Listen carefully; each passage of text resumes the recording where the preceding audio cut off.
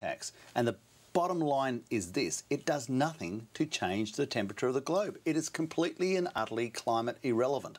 It is merely a tax. It is a gesture. It will certainly make people poorer. It is not the wish of the Australian people. They've voted. They've never been told they were going to get it. And here it comes. And if we just look at it as a bus analogy, at the last election, they bought a bus ticket that says they were going from Brisbane to the Gold Coast. They ended up at Birdsville, and the bus driver says, well, sorry, you're at Birdsville carbon tax. But Julia Gillard never promised not to introduce a carbon price. In fact, she spoke of introducing a carbon price and gave a speech about it, which included the ill-fated Citizens' Assembly. This government has always been committed to introducing a carbon price, and isn't this, at the end of the fixed price period, an emissions trading scheme like the CPRS? This is absolutely not what they said they were going to do. They said quite conclusively, and we've seen it ad nauseum, the shot of her on the Brisbane River saying there will be no carbon tax under the government I lead. Now, but she didn't say no carbon price. This is semantics, absolute semantics. We can't play this sort of game with the Australian people. That's how they lose respect for you. That's why they end up in the chamber, booing and hissing, is because people lose respect for the office. When you are the Prime Minister, you've got to be fair dinkum. If you're going to play this little game of semantics with the Australian people and then bang a carbon tax on them, delivered to them via the PowerPoint of every corner of their room, making the price of everything they do dearer, that'll have no effect on the climate, and then try some weasel words to get out of it, you really will stir them up. And she stirred them up to the point where she took the Labor Party vote down to 26%. I mean, I tell you what, it'll stay there and live there if they carry on like this. Just to go to the Senate debate, will you be trying to talk this debate out? Will you do everything you can to try and talk as long as you can to delay a vote in the Senate? Will I work as hard as I can to try and protect the Australian people from a ridiculous tax? Yes, I will. Right at the start, I never agreed with the ETS. And the other part of this, of course, is a huge boom to the banks. I hope the Australian people realise this. Big banks get their biggest bonus ever, courtesy of Bob Brown. It's Bob Brown's big bank bonus. And they're going to get billions of dollars in commission to trade a permit around the marketplace, ultimately, with your emissions trading scheme, because of a colourless, odourless gas, which some housewife, man on the land, has to pay. If the money does not grow on trees, they are definitely going to pay it.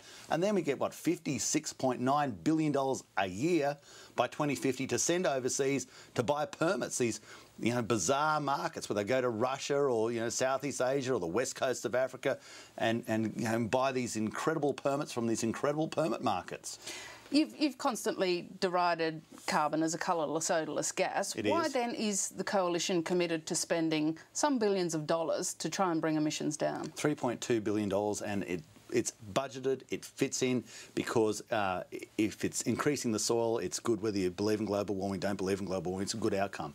If you develop a more efficient engine, that's going to be a good outcome regardless. But isn't the government doing some of that stuff through its carbon farming initiative? No, what they're doing is bringing in a tax. They're bringing in a tax to cool the planet. And if taxes cool the planet, the place would be an icebox. It's absurd. Using the same logic, every time we increase income tax, the place will get colder. Every time we reduce income tax, it would warm up a little bit.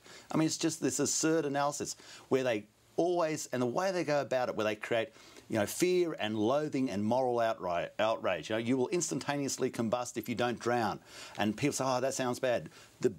People will die all around the world. There will be droughts, fire, flood and famine. And then, of course, people say, oh, I feel bad about this. I must do something about this. They say, yes, you must. And then they say, we must bring in a carbon tax. But then when people ask the logical question, hang on, how does the tax have anything to do with what you just said then? Don't taxes change behaviour? And yes, they do. They make you poorer. They make it so you can't afford things. And that's precisely what this is. Yet they're now saying, oh, well, it doesn't have that much of an effect.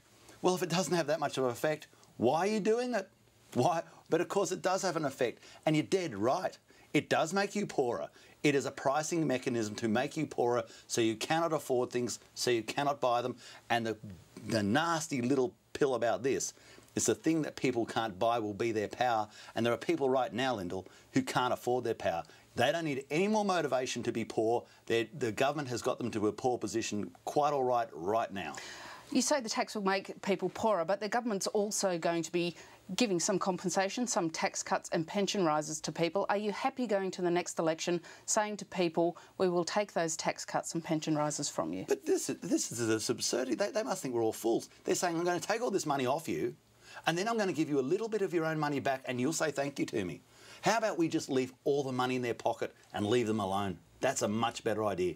Rather than this idea of taking the money off them, spinning it around a department for which I hear there's 1,000 employees at the moment in the climate change department. I don't know how they're going. It was a bit cold this morning. They should have warmed it up a bit for me. But there's 1,000 employees, average wage $140,000 a year. Tell that to the lady at the checkout. Barnaby Joyce, thank you very much for your time. You're welcome. Well, staying in